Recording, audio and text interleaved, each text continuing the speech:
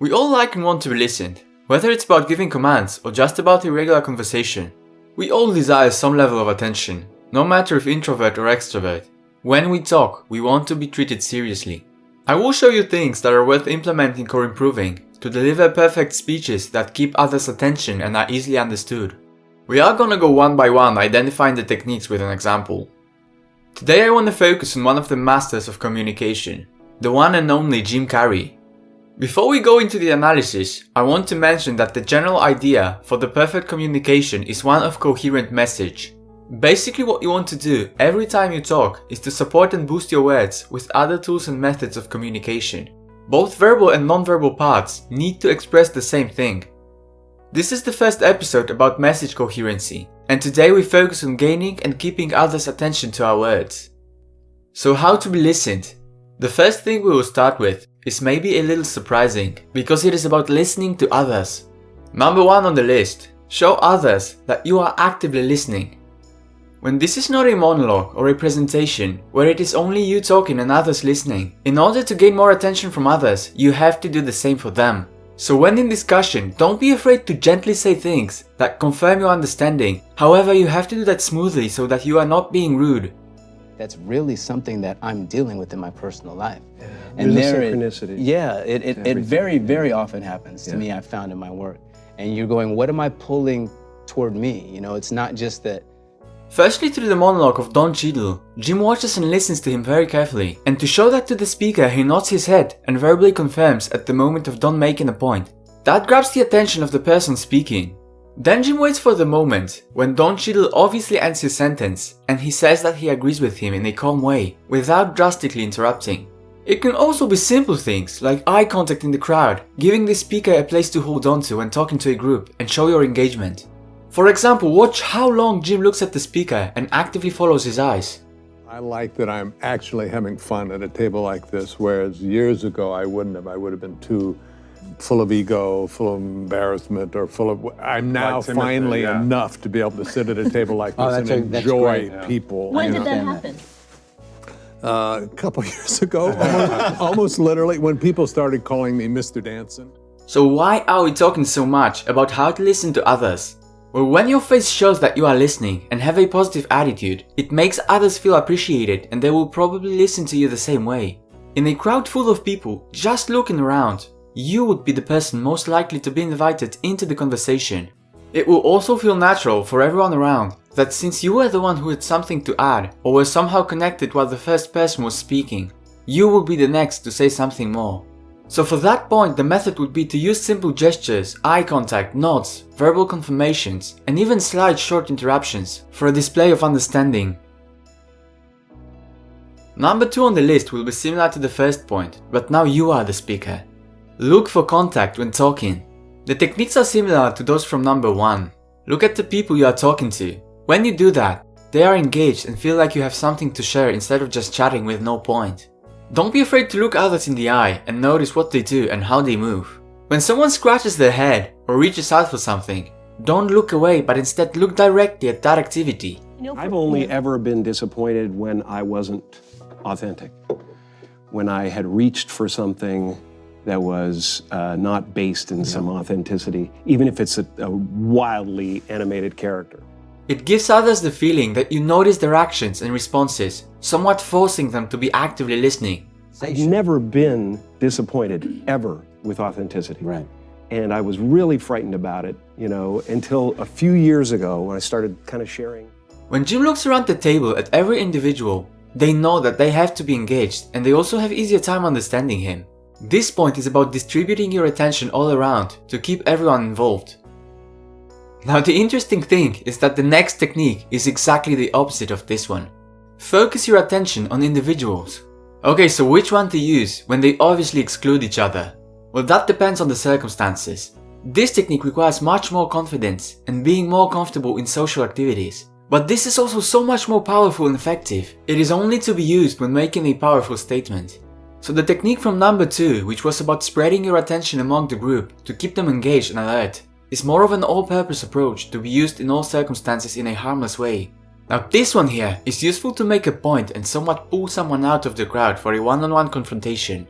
It requires not only mental strength, but also gentleness and intuition to prevent it from being intimidating and stressful for others. So for example, when you are in a group and you are all having a conversation, when suddenly you are clearly directing your words to just one person, it makes a powerful response or statement. When other people see you address something so personally, even though everyone else around is listening and watching, it depicts you as a strong individual who is worth listening to.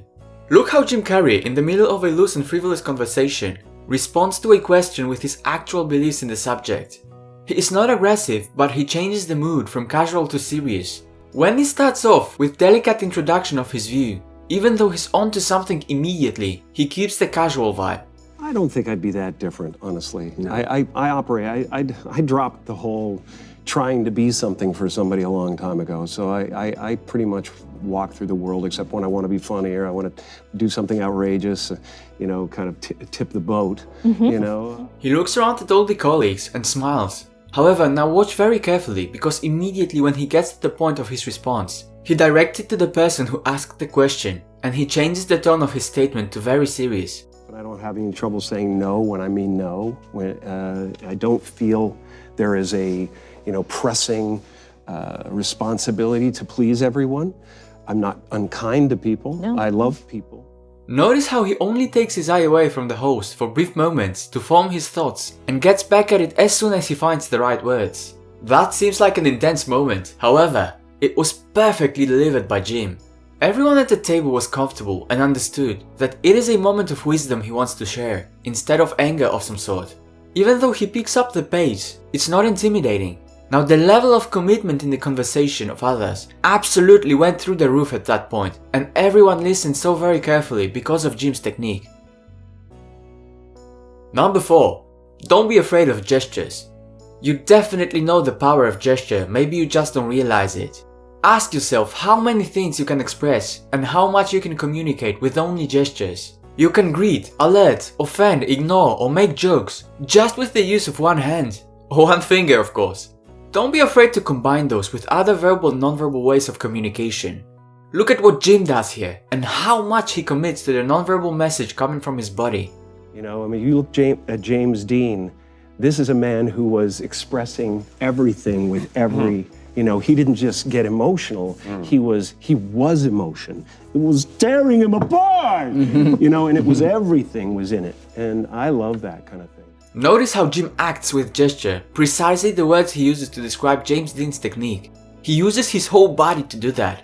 A useful tip about gesture, and when I'll tell you this, it will feel natural, but I bet you never thought about it. Use gestures before or while saying the corresponding words. Never after, because it just looks weird. Remember this, when you are done talking, you are done showing. If you don't believe me, try to say something and then show it with gestures after a few seconds. Instead of boosting the message, it will be incoherent and weird to look at, dragging attention away from what you actually wanted to say. Number 5. Control your tempo. Adjust the pace of your speech to what you are trying to achieve. If you are there just to give information and move on, it is enough to be understood and you don't need to give others time for reflections. If you intend to move hearts and change minds, you absolutely have to do the opposite. Use pauses to allow processing the information you delivered. While doing that, stay calm and focused to make it obvious that it is intentional. Now I will show you a longer clip where you will see how you can effectively use calm tone and intentional pauses to make your speech magnetic. Can I coin a phrase? Please. Calamity. That's what I look at it as. Yeah. That's my show is calamity.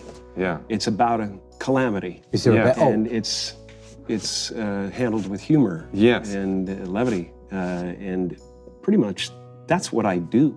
Jim starts off by saying a word of his own, calamity, which is calamity and comedy merged together. Then he makes a pause for others to understand that, and throughout his whole statement he makes at least few of them. Every trauma, and I could, build a ladder to the stars with the things that have happened or the things that I've had to endure, but they've all turned into something really creative. If you watch the entire interview, you will notice that the gentleman rushed into talking, and such pauses do not happen at all. It was probably the only moment of that meeting when that occurred, and it was hypnotic for others to listen. The worst injury I've ever had, I went to the art studio and I made a painting. you know? And I sat there and I went, I wish people could be here to see what that process is, what happens to an artist when they get hurt. You know, they don't try to lash out most of the time. They try to turn it into a bouquet of flowers. That's what I want to do. Jim lowers his voice, slows down, uses metaphors, and opens up so it becomes more personal. Others listen for that very reason, and people tend to make the mistake of trying to do the opposite. They want to be heard through constant talking, quickly and loudly to punch through other voices. Please don't make that mistake. When using pauses, don't move too much, because it might just look like you are nervous and don't know what to say. For that reason, pauses are best used when you can be seen. Keep in mind that speaking on the quick side feels formal, while speaking slower is perceived as personal. Use that knowledge. For example, if it is not absolutely essential to keep a certain vibe, you might modulate that in order to achieve different results. The last piece of advice I have for you today, that kind of affects every other, is to show your emotions. When you say something that is personal or has direct influence on you, allow yourself to express emotions. There is nothing more powerful in a monologue than a part of our own beliefs and feelings. This is where the most genuine connection happens. Even if someone does not agree with you, he still has to admit that you are being real. He feels that you care and that you know what you are talking about. It is only when you show your true self, you can start gathering a group of similar-minded people around you. To sum it all up, you need to focus on creating a clear and coherent message. This video focuses on how to speak to one another, to increase the chances of being properly heard. On the way you try to engage the audience in your story and provide the appropriate vibe to it. Adjust the pace to what you are trying to achieve, share your emotions, true beliefs, and above all, prioritize the actual content of your presentation. Now dear viewer, since this is one of the first videos on this channel, I sincerely ask you to let me know in the comments what you think of it, what should be changed, or simply what should we focus on in the future.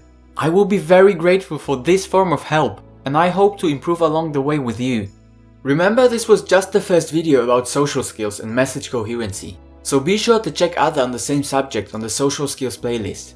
Check the description for sources and useful links. Also, if you enjoyed this video, please leave a like and subscribe to the channel with notifications. Thank you and see you in the next videos.